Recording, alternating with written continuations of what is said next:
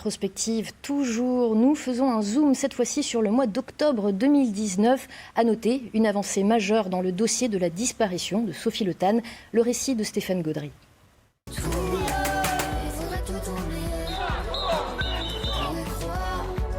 Allez vite ça, c'est un échec.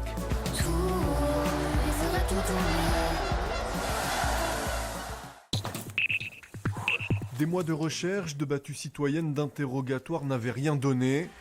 Mais en ce mois d'octobre, l'affaire Le Tan connaît un rebondissement majeur. Un corps démembré est retrouvé en forêt de Rosheim que l'autopsie identifiera comme celui de l'étudiante disparue à Schiltigheim 13 mois plus tôt.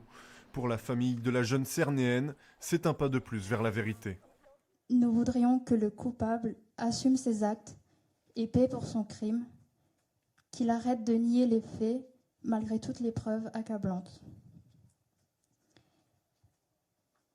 Nous avons besoin de connaître toute la vérité sur la mort de Sophie et de retrouver le reste des ossements afin de pouvoir faire notre deuil. Le principal suspect, Jean-Marc Reiser, continue de nier être l'auteur du meurtre alors que tous les indices semblent ramener les enquêteurs à lui. Octobre a aussi été marqué par la venue à Strasbourg du président de la République, Emmanuel Macron.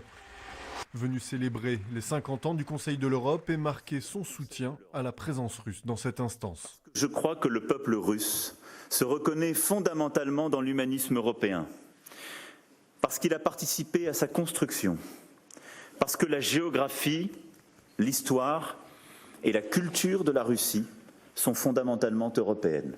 Président, pas pour tous. Depuis plusieurs mois, les actions de décrochage des portraits d'Emmanuel Macron se multiplient dans les mairies.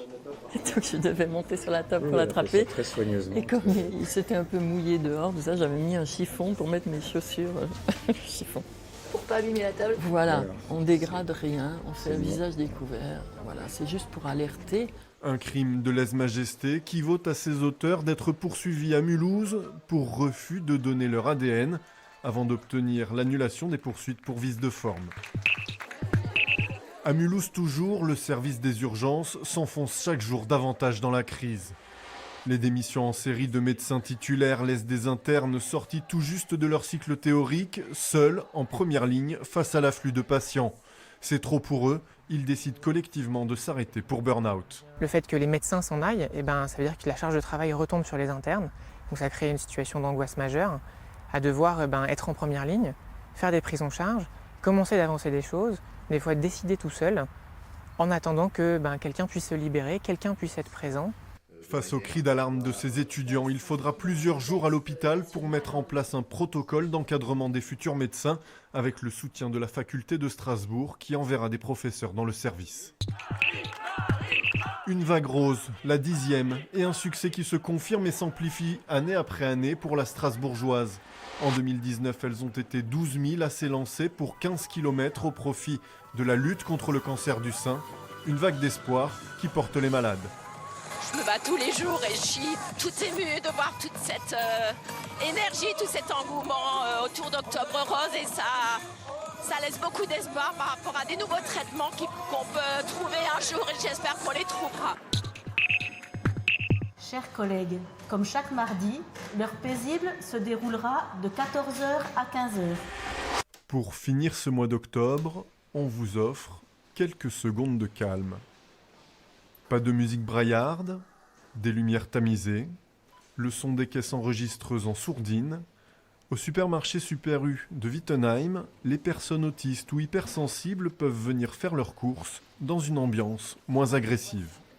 Un bruit qui sera normal pour quelqu'un, souvent ça va commencer à me faire mal à un seuil qui serait supportable pour quelqu'un d'autre. Et donc du coup, en fait, ça fait vraiment du bien que ce soit réduit. C'est beaucoup moins fatigant et c'est très agréable en fait. Alors une suggestion pour 2020, généralisez l'idée. Toute la journée et le week-end et en dehors des supermarchés.